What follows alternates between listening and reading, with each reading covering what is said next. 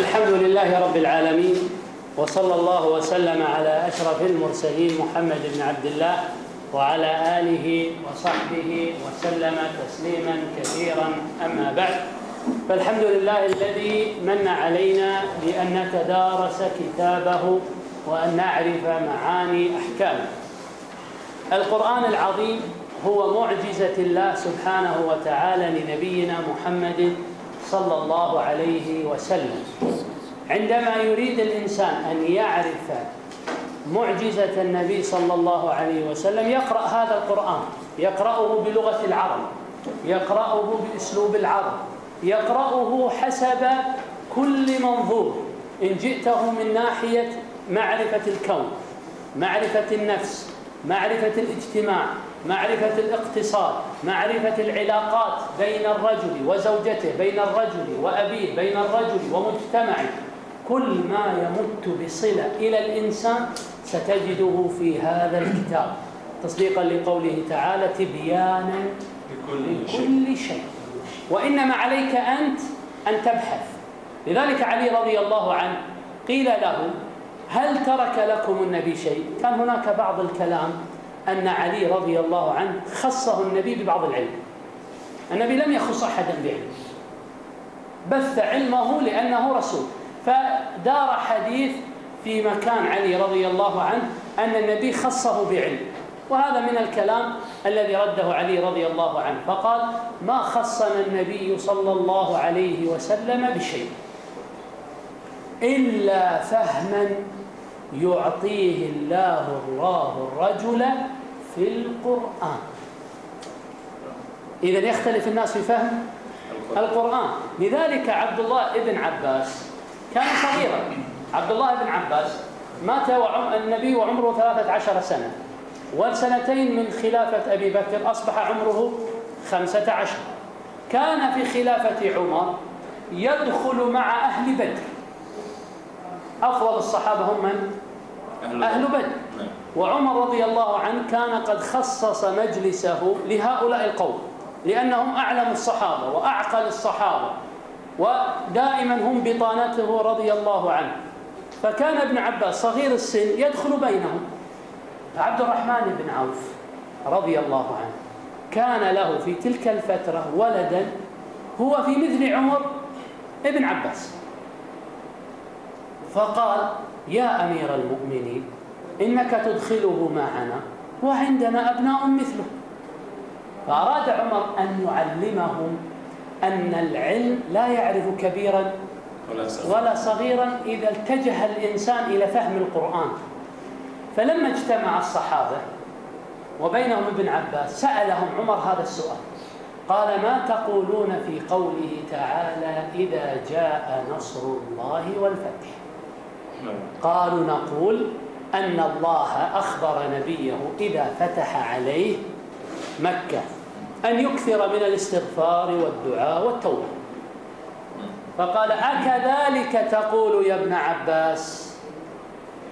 قال: لا، إنما أجل النبي نعي إليه. قال: والله ما أعلم منها أكثر مما يعلم، لا أعلم منها أكثر مما يعلم. إذن هذه هي الفكرة الأساسية، أن النبي هو رسول، وإذا انتهت مهمة الرسول عاد مرة أخرى إلى مكان. النبي صلى الله عليه وسلم بعدما أعطى الناس القرآن وعلم الناس القرآن أصبح الناس يتنافسون في فهم القرآن. والصورة التي معنا تتكلم عن خلق ينبغي على الإنسان أن يتدبره تدبرا عظيما. يقول الله تعالى: ويل للمطففين. ويل للمطففين. ويل للمطففين. من هم المطففون؟ هؤلاء قوم ذكرهم الله سبحانه وتعالى بقوله: ويل للمطففين. إذن المطففين جمع مطفف. هل الله بين معنى المطفف؟ نعم، قال: الذين إذا اكتالوا على الناس يستوفون. إذن أول صفة فيهم هي ماذا؟ إذا اكتالوا على الناس يستوفون. اكتال بمعنى وزن، أو من الكيل. اكتال بمعنى أخذ الكيل، الوزن أو الكيل سنأخذ بعد الآية التي بعدها. إذن هؤلاء قوم إذا كان الأمر لهم أخذوه كاملا. يستوفون بمعنى أخذه كاملا. إذا كان الحق لي أخذته كاملا. إذا اكتالوا على الناس يستوفون. إلى الآن ليس عيبا، هو في هذه الجزئية ليس عيبا. هل من العيب أن تأخذ حقك كاملا؟ لا. هل هو عيب؟ لا. ليس عيبا أن أخذ حقي كاملا، لكن المشكلة أين تقع؟ عندما ينقلب إلى أن تعطي أنت. فلذلك عقبها الله بقوله الذين إذا اكتالوا على الناس يستوفون وإذا كالوهم أو وزنوهم يخسرون.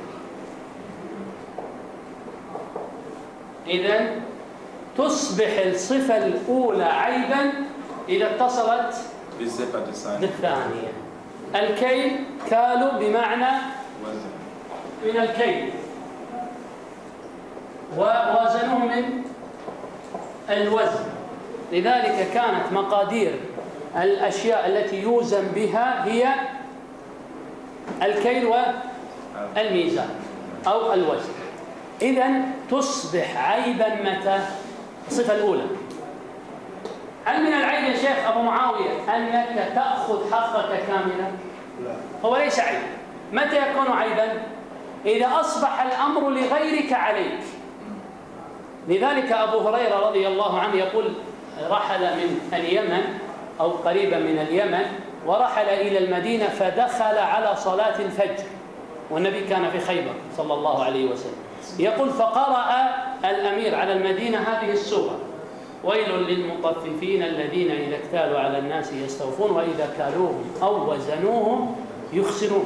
فأبو هريرة في الصلاة يقول: ويح فلان له ميزانين مكتلين، إذا كان له أعطاهم الكبير وإذا كان عليه أعطاهم الصغير.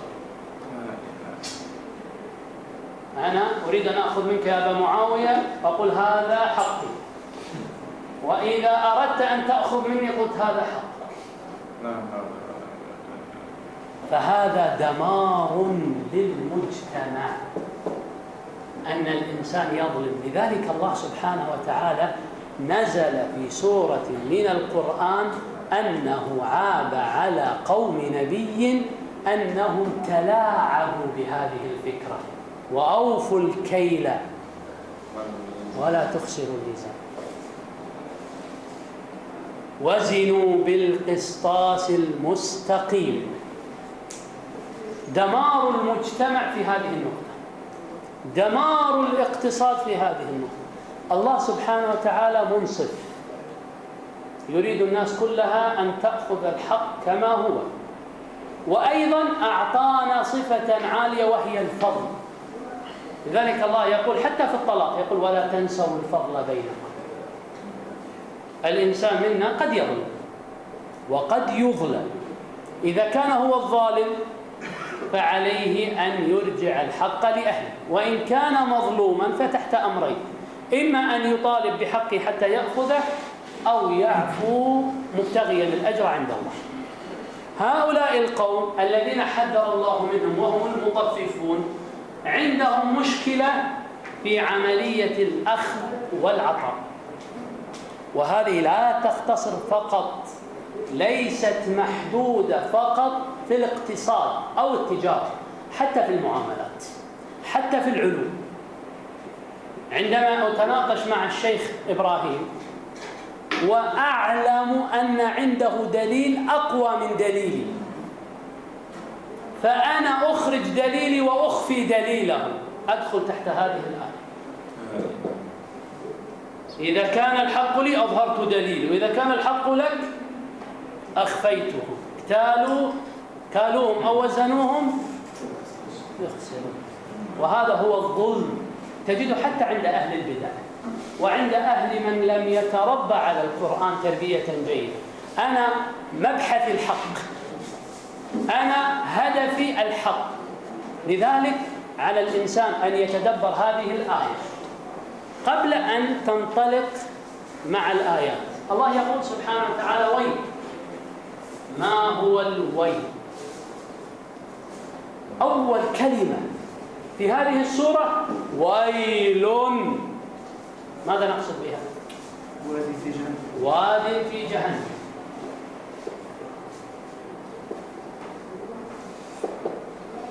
واد في جهنم. والهدف من هذا الذكر، لماذا قال الله ويل أي واد في جهنم للمطففين؟ لماذا؟ لأنه تهديد، والتهديد ما الغرض منه؟ ما الغرض من التهديد؟ التخويف، أي لا تفعلوا هذا. ويل للمطففين أي لا تفعلوا هذا الفعل القبيح. لاحظ، ويل للمطففين. لا بد وأنت تقرأ القرآن تعلم علما يقينيا أن هذا القرآن هو كلام الله. واحد، إذن أنت تقرأ كلام العظيم. إذن كل كلمة ستقرأها لها دلالة عظيمة لأن المتحدث بها عظيم. فالله سبحانه وتعالى يتكلم عن ميزان ينزل أو ميزان يصعد ليس لهدف، هذا يستحيل، لأن الله منزه عن العبث وعدم الحكمة. فويل للمطففين. ما الهدف؟ طبعا التطفيف أنواع. في بعض المناطق وبعض الدول عندهم ميزان. ماذا يفعل بعضهم؟ يضع داخل بعض كفتي الميزان يضع ثقل، فلو وضع مثل هذا يصبح 100 جرام، فإذا جاء الدور عليه رفع هذا الثقل فكان حجمه 5 جرام، وهو نفس الحجم لم يتغير. فهذا فيه دمار.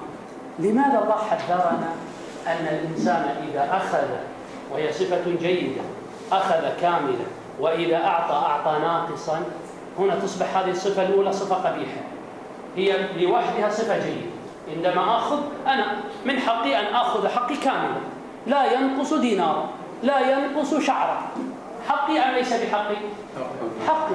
لكن أين تصبح هذه المسألة هي مدح ذم عندما يأتي الدور عليه؟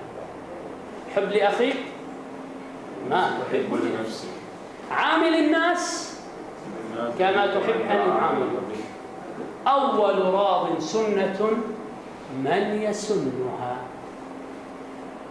أول راض، هذا في الجاهلية رجل عشق امرأة فأرسل لها رسولا من بعض أصحابه الخاصين، فقام هذا الخبيث وعشقها وأخذها وهرب،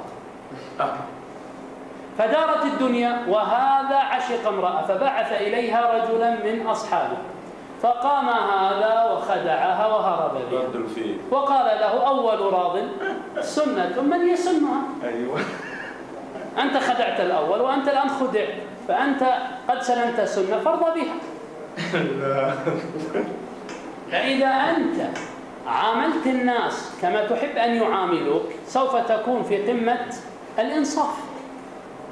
لكن المشكلة يا شيخ زكريا أن القضية مرتبطة ارتباط كلي بقضية البركة.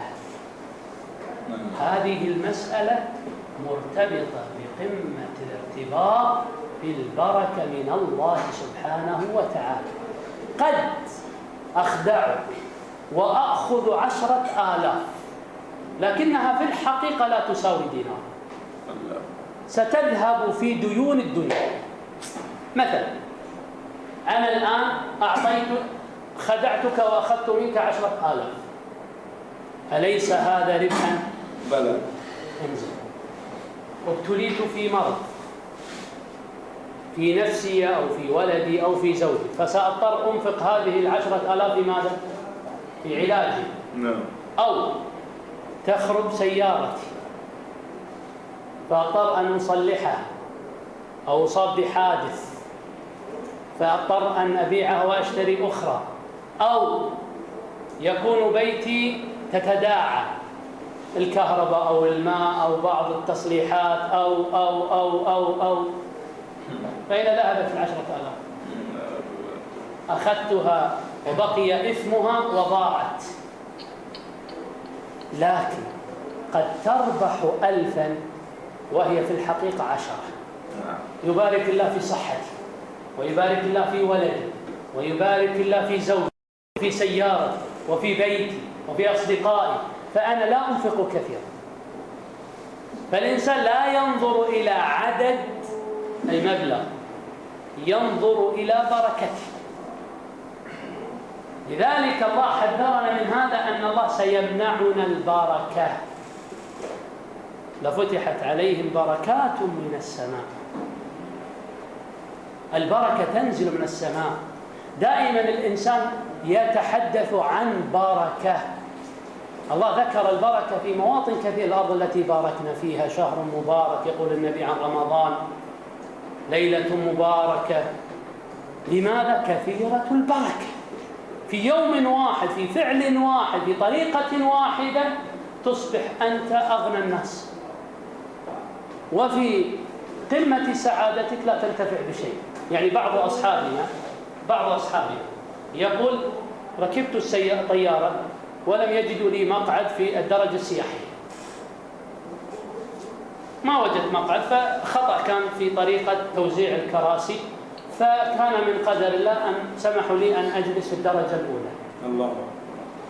فلما جلست وإذا بقرب رجل عليه هيئة الهيبة، فطبعا أكل الدرجة الأولى يختلف عن أكل الدرجة السياحية. يقول فجاءوا بالأكل وكان يأكل بشرح وبسرعة وباستمتاع، والرجل ينظر إليه. فلما انتهى قال يا بني أدفع نصف ثروتي وأأكل كأكلك. قال وما قصتك؟ قال أنا التاجر الفلاني وأملك من الأموال ما أملك، لكنني غير مسموح لي أن أأكل أكلا إلا معد خصيصا لي لمشاكل في معدتي، أكله معه يحمله أينما ذهب. عنده أموال لكن ليس مستمتعا بها. إذا ما القيمة؟ ذلك الله يقول ويل للمطففين الذين إذا اكتالوا على الناس يستوفون وإذا كالوهم أو وزنوهم يخسرون. لماذا جعل هؤلاء الناس يستوفون ويخسرون؟ ما الذي جعلهم كذلك؟ ذكر الله العلة بقوله سبحانه وتعالى ألا يظن أولئك أنهم مبعوثون ليوم عظيم.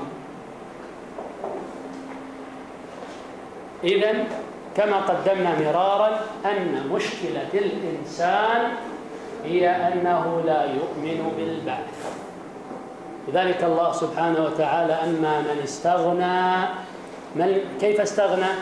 أنه لم يعد يؤمن باليوم الآخر. كلا إن الإنسان لا يطغى أن رآه استغنى. ومتى يستغني الإنسان؟ كما قال تعالى وكما برزت الجحيم لمن يرى فأما من طغى وآثر الحياة الدنيا. فمشكلة الناس في هذه النقطة ألا يظن أولئك أنهم مبعوثون ليوم عظيم. الآن الإنسان منا هنا مشكلته أنه لا يؤمن بالله العظيم، وإذا لم يؤمن بالله العظيم لن يؤمن بالبعث، وإذا لم يؤمن بالبعث سيدخل تحت قولنا من أمن العقوبة أساء الأدب.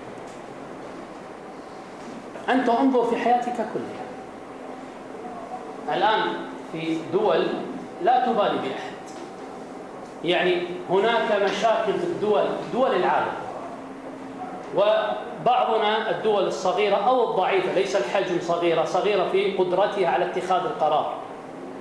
عندما تأتي دولة مثل فرنسا ولا تبالي بأحد، هناك قانون عام في الأمم المتحدة أن هناك قانون لا يسمح بعمل تجارب نووية في هذه الأماكن، يعني التجارب النووية لا بد أن تكون في حدود ضيقة جدا. ومع ذلك لأن فرنسا إحدى الدول العالم القوية ماذا فعلت؟ فعلت تجاربها وضربت بالأمم المتحدة عرض الحائط. لماذا؟ لأنها تأمن العقوبة. من الذي سيجرأ ويعاقب؟ الأمم المتحدة لا بد أن يصوتوا، وفرنسا تملك حق الفيتو. إذن كل قرار سيصدر من حق فرنسا أن تلغيه. إذن أمنت العقوبة أم لا؟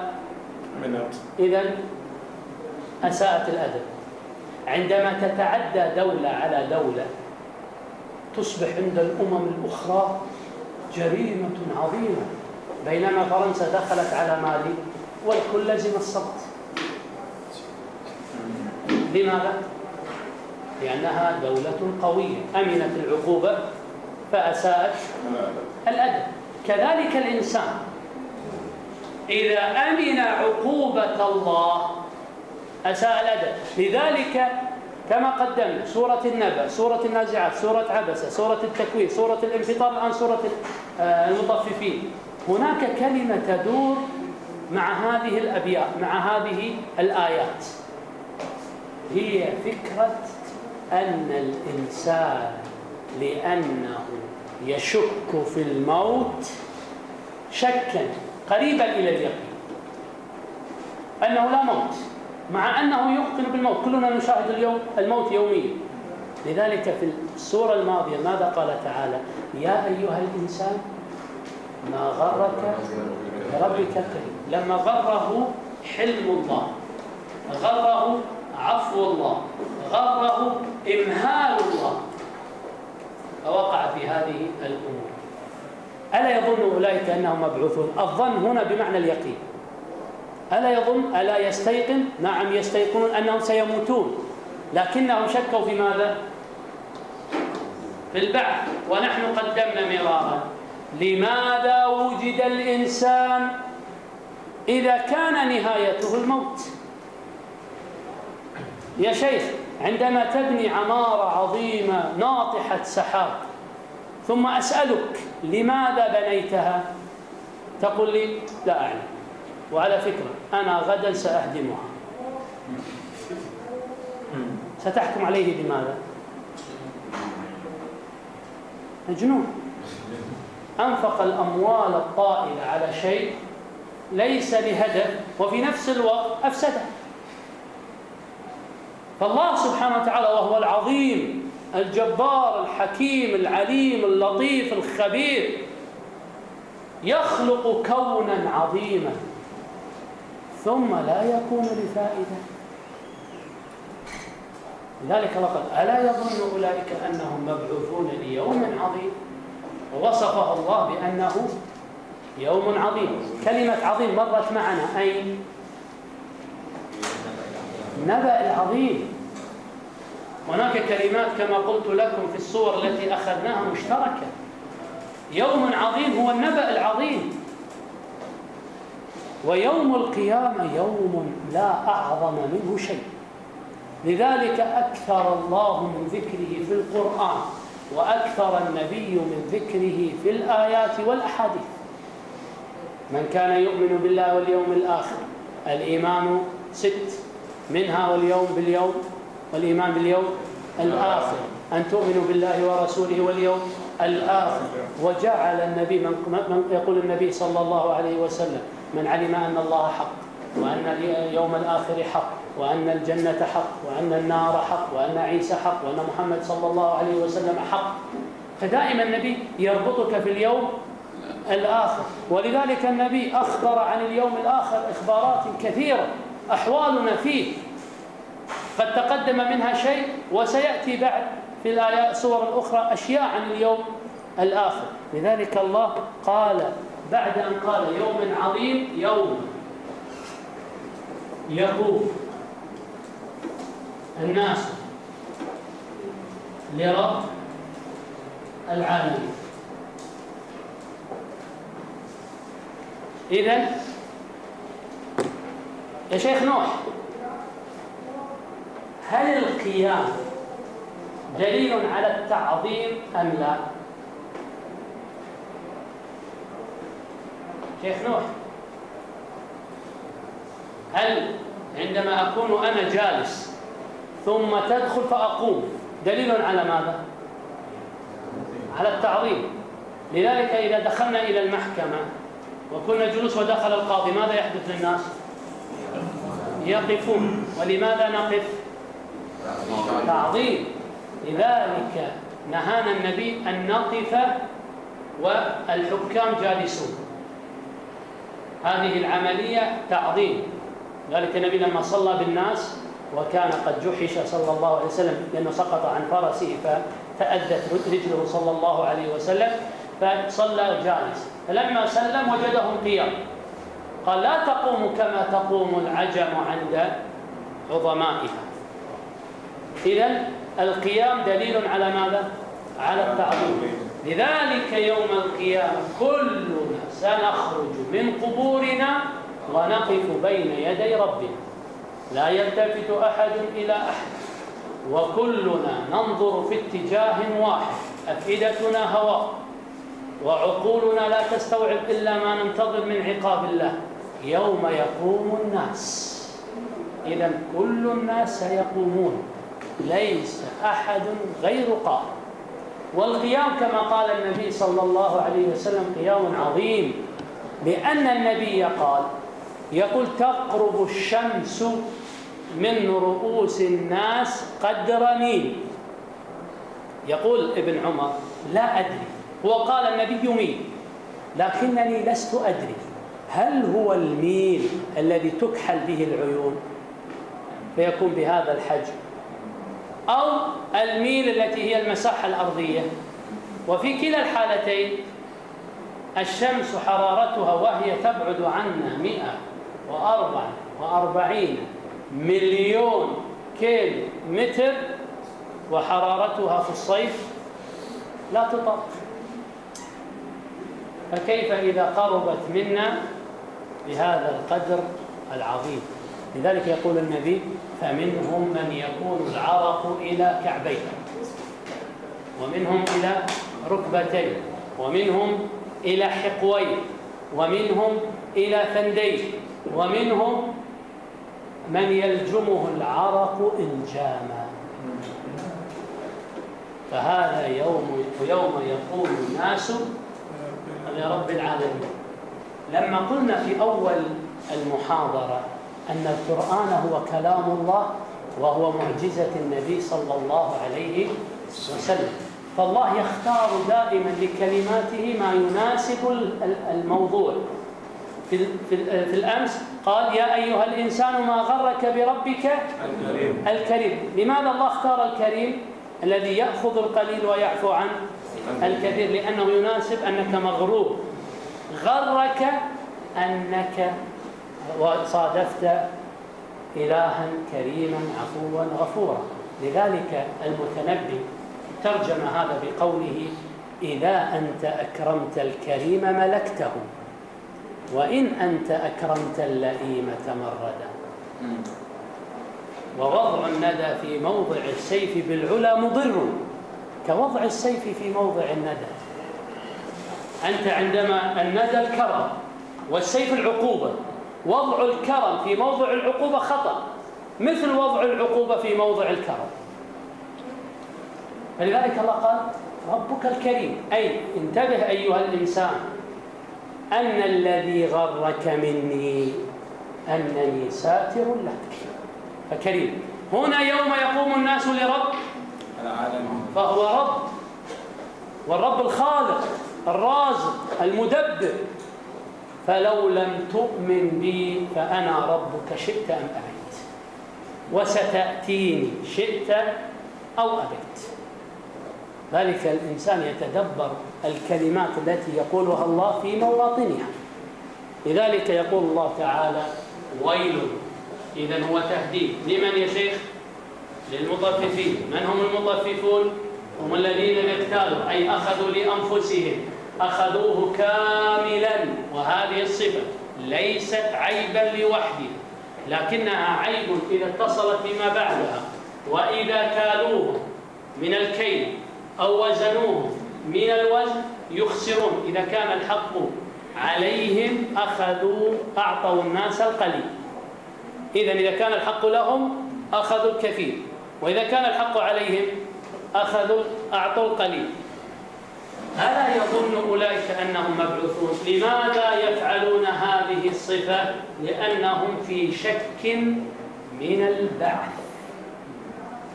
وهذا اليوم يوم عظيم. لماذا يوم عظيم؟ يوم يقوم الناس لرب العالمين. إذن على الإنسان أن يتدبر هذه المسألة، وهي كلما عظمت الله عظمت حقوقه وخفت من نواهيه. ومن يعظم شعائر الله فإنها من تقوى القلوب. لذلك الإنسان إذا أراد، كما قدمنا في سورة عبسة، وأما من جاءك يسعى وهو يخشى. وقال الله في حق فرعون اذهب إلى فرعون إنه فقل هل لك إلى أن تزكى وأهديك إلى ربك فتخشى. إذن هذه هي قضيتنا التي ندور حولها. أعمل وأتعلم لكي أصادف هذه الخشية أو هذه التقوى. إذا تعلمت ولم أصادف هذا فاعلم أنه حجة لك لعليك، حجة لك إذا كنت بها، وعليك إذا لم تعمل بها. إذا العلم إما لك أو عليك. متى أعرف أنه لي؟ إذا حققت ثمرته وهي الخشية والتقوى. متى يكون علي؟ إذا لم أحقق الخشية ولم أحقق التقوى. لذلك الله سبحانه وتعالى دائما كما قلنا القرآن فيه كل شيء. كل ما يخطر في بالك من هذه الدنيا مهما بلغت في اكتشافاتها وتطوراتها لن تجدها إلا في القرآن، ولكن عليك أن تتدبر القرآن. إذن الخلل فينا نحن، لأن هذا القرآن نزل على نبينا في 23 سنة. كذلك لنثبت به فؤادك ورتلناه ترتيلا. لذلك المشركون قال لولا أنزل عليه القرآن جملة واحدة. كذلك ثبت به. إذن عملية تنزيله منجما متفرقا هو لتثبيت النبي في هذا الأمر.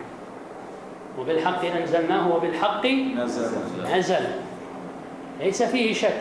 ولذلك الله سبحانه وتعالى في سورة التكوير ماذا قال؟ إنه لقول رسول ذي قوة عند ذي العرش مطاع ثم أمين. إذن عظيم أرسل عظيما إلى عظيم بعظيم، اجتمعت 4 صفات: العظيم الله، والمرسل به القرآن وهو كلام الله، والرسول جبريل، والمرسل إليه محمد صلى الله عليه وسلم. فهذه الأمور تدبرها عندما تبحث خلف هذا الجزء في حياتك، في نفسك، في مجتمعك، في أصدقائك، في دولتك، في دول المجاورة، في عقول الناس، في أفكار الناس، في طرق الناس، ستجد أن الإنسان لا يخرج عن هذه القضية.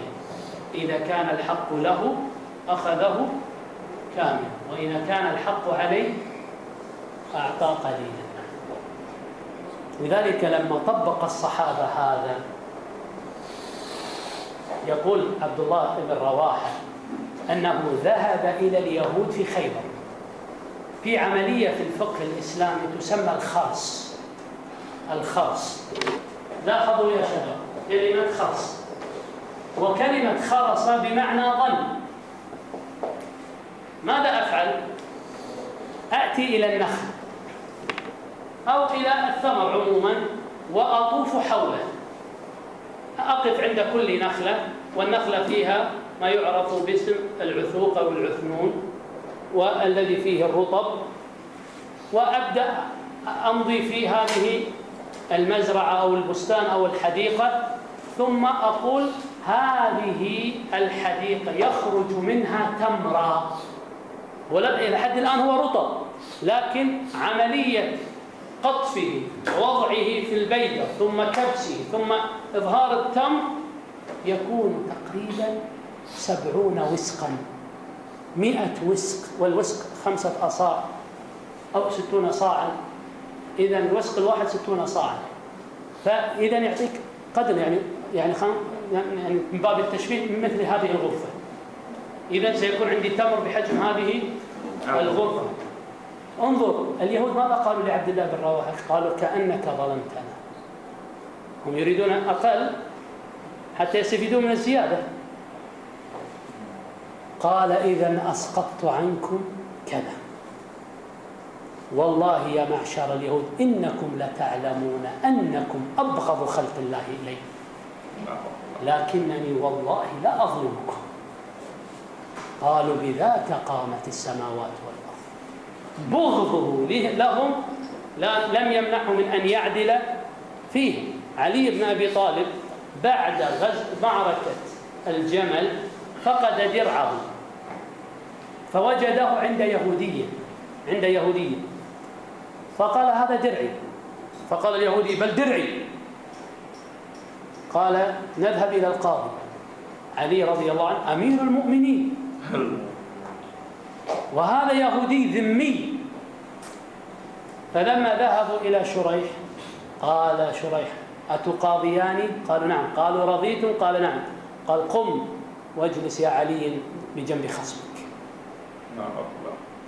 فقال ما تقول يا علي؟ رحمك الله. قال ما تقول؟ قال درعي فقدته يوم الجمل ويشهد على ذلك قنبر والحسن. قال هذا مولاك وهذا ابنك، لا أقبل شهادته. عندك غيرها؟ قال لا. قال إذن يحلف اليهود. فحلف اليهود فقال هو لك. فقال اليهود حاكم المسلمين يحاكمني إلى قاضيه فيحكم عليه، أشهد أن لا إله إلا الله وأن محمدا رسول الله. علي رضي الله عنه لم يطبق هذه الآية، أنه لما كان الحق له يريد أن يأخذ كل شيء. عبد الله بن رواحة لم يحكم هذه الآية، أنه كونه يبغضهم لابد أن يظلمهم. هكذا علمنا القرآن، وهكذا ربانا النبي صلى الله عليه وسلم. هذا وصلى الله على محمد وجزاكم الله خير. مسألة فضيلة الشيخ. تفضل. الكلمتين في القرآن ثم وثم، ايش الفرق بينهما؟ ثم أمين وثم مثلا ثم كان من الذين آمنوا.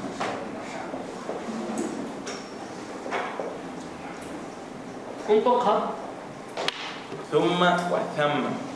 إذن هنا ضممت وهنا فتحت. هذا حرف عطف. دخلت المدرسة ثم الغرفة بالضم، ثم حرف عطف مثل الواو. دخل زيد وعمر، دخل زيد ثم عمر، تفيد الترتيب والتراخي. كلمة ترتيب دخل زيد ثم عمرو، أي أن زيد هو الأول وعمرو هو الثاني، لكن بينهما مسافة. هل هي ربع ساعة، ساعة، يوم؟ تراخي، هذه معنى كلمة التراخي. ثم هي اسم إشارة. وأزلفنا ثم الآخرين. مطاع ثم أي هناك، بمعنى هناك، هي اسم إشارة بمعنى هناك، أي مطاع ثم أمين، أي مطاع وين؟ في السماء، أي هناك أيضا أمين، هو مطاع وأيضا أمين. فهذا الفرق بين ثم وبين ثم. بمعنى هناك. وأزلفنا ثم الآخرين أي هناك.